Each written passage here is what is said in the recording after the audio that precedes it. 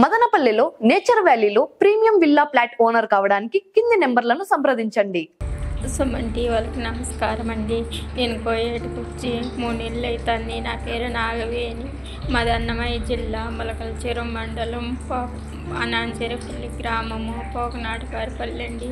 మేము డబ్బులు కట్టే పరిస్థితుల్లో లేము సార్. దయచేసి నన్ను ఎట్లన్నా కానీ ఇంటికి తీసుకొని ఇండియాకి తీసుకోండి సార్. అదే సార్ నేను కోరుకునేది. హలో, హాయ్, నమస్తే, వెల్కమ్ టు సుమన్ టీవీ. నేను మీ విజయ్ కుమార్. ఈరోజు మనం తంబళ్లపల్లి నియోజకవర్గం మొలకలచెరువు మండలం నాయించెరుపల్లి పంచాయతీకి చెందినటువంటి ఒక పోకనేటివారిపల్లిలో అయితే ఉన్నాం. ఇక్కడ గత 3 రోజుల క్రితం ఒక లేడీ నాగవేణి అనేటువంటి ఒక లేడీ నేను ఇక్కడ ఉండలేను అని చెప్పేసి కోయేట్ నుంచి వీడియో పెట్టడం అయితే జరిగింది. అది సుమన్ టీవీ ఛానల్లో ప్రసారం చేయడం వల్ల ఆమె 3 రోజులకి అక్కడ నుంచి రావడం అయితే జరిగింది. సో అక్కడ ఏం జరిగింది, ఎలాంటి ఇబ్బందులు పడింది అనేటువంటి అంశాలన్నింటినీ కూడా ఆమెతో మనం ప్రత్యేకంగా మాట్లాడి తెలుసుకునేటువంటి ప్రయత్నం అయితే చేద్దాం రండి. నమస్కారం అండి. సుమన్ టీవీ వాళ్ళకు నారా లోకేష్ గారికి, ఎస్పీ గారికి, డిఎస్పీ గారికి, ఎస్ఐ గారికి, జయచంద్రారెడ్డి గారికి ప్రత్యేక నా ధన్యవాదాలు. నాకు వీడియో పెట్టిన 3 రోజులకి నాకు చాలా ఇబ్బంది పడినా, నా కుటుంబాన్ని కూడా నేను చూడలేను అనుకున్నా నేను. అయినా ప్రత్యేకంగా నన్ను సంధించి నా ఇంటికి నన్ను చేర్చినారు. అదే నాకు దయచేసి నేను మనస్ఫూర్తిగా ధన్యవాదాలు తెలుపుకుంటున్నాను. నేను జీవితంలో మర్చిపోలేను. నాకు అక్కడ నేను మా కుటుంబ సభ్యులు చూడలేను, అసలుకి ఈ ఊరు మగం కూడా చూడలేను అనుకున్నాను. ఇంకా అక్కడ చాలా ఇబ్బందులు పడినా నేను. అందుకనే చెప్పి ఇంత సంధించి ఇంత బిరిన్న నన్ను ఇండియాకి తీసుకొచ్చినారు. ఇది సుమన్ టీవీ వల్ల ప్రభుత్వం వల్ల జరిగింది. నేను ప్రత్యేకంగా నా ధన్యవాదాలు తెలుపుకుంటున్నా. సో మీరు ఎందుకు వెళ్ళారమ్మా అక్కడికి? మా ఇంటైనకు ఆరోగ్యం బాగాలేదు సార్. నాకు మా ఇంటైనకు 64 ఏండ్లు. ఆయనకు ఎన్నెమ్మ కరిగిపోయింది, హార్ట్ ప్రాబ్లం ఉంది, అల్సర్ ఉంది, ఆస్మా ఉంది. అందుకు 4 జబ్బులకు మాత్రలు మింగల్లా.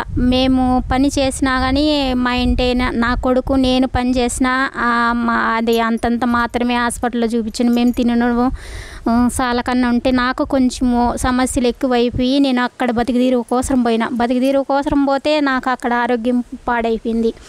ఇంకా నేను అంత మాత్రం ఇంకా నేను బయట పోలేను, చేయలేను. ఇక్కడ పనులు చేసినా కానీ నా కొడుకు నేను కష్టపడినా ఇంకా ఆయనకు హాస్పిటల్లో చూపించిన మాత్రలకు సరిపోతుంది. మాకు ఇల్లు గడవడమే కష్టము.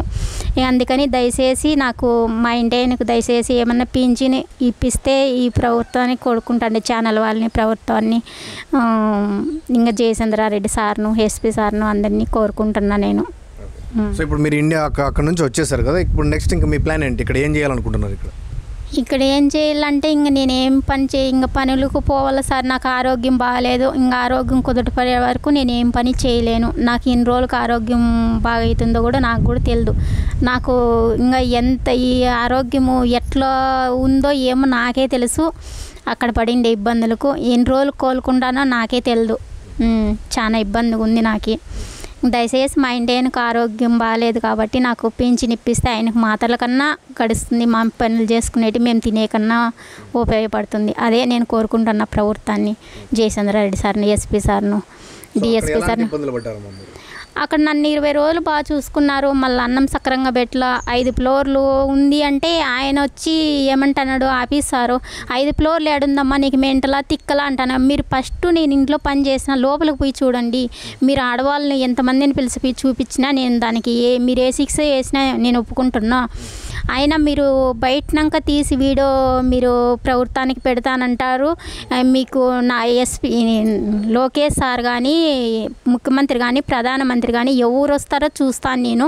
నిన్ను ఎవరు కాపాడతారో, నిన్ను జైల్లో అయినా పెడతా, నీకు మెంటల్ హాస్పిటల్లో పెడతా, నీకు మెంటలు, నీకు ఏ జబ్బు లేదు అట్లా అని చెప్పినని నన్ను చాలా టార్చర్ పెట్టినారు. అయినా కానీ నేను ఇంకా మన ప్రభుత్వాన్ని నమ్ముకొని నాకు నమ్మకం మీద పానం మీద ఆశ వదిలేసి నన్ను నమ్మకం మీద ఉన్నా. అయినా నన్ను దయచేసి నన్ను ఇంత బిరిన ఇండియాకి తీసుకొచ్చినారు. నాకు ప్రత్యేకంగా ధన్యవాదాలు తెలుపుకుంటున్నా.